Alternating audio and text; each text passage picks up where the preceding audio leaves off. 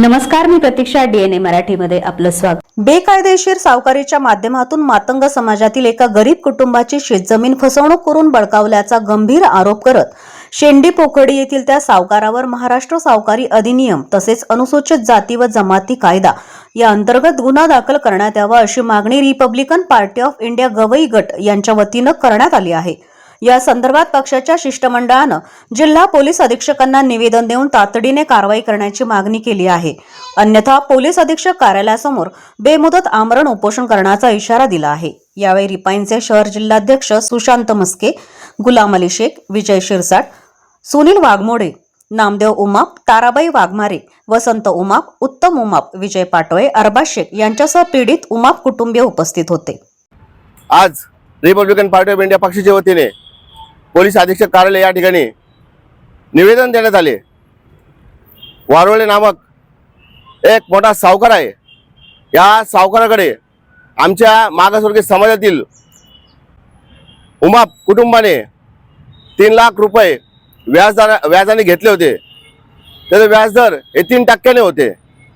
सदर प्रकरणाला आज 10 वर्ष आले. तर संबंधित उमाप कुटुंब वारोळे यांच्याकडं व्याजापोटी त्यांची असणारी शेत जमीन घाण ठेवली होती. घाणखत करतो म्हणून सांगून त्यांच्याकडून फसवणूक करून खरेदी खत करून घेतले. सदर कुटुंबाची जी जमीन आहे आज वारोळे त्यांना देत नाहीये.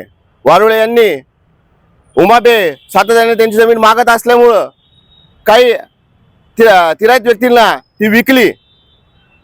3 लाखाचं व्याज आज त्यांना 48 लाख रुपये मागत आहे. असं कुठलं व्याजदर आहे? खरं तर आमच्या मागासवर्गीय समाजातील उमाप यांची मोठी फसवणूक झालेली आहे. जो काही त्यांचे पैसे असन, जे काही रितसर व्याज असन ते उमाप कुटुंब देण्यास तयार आहे.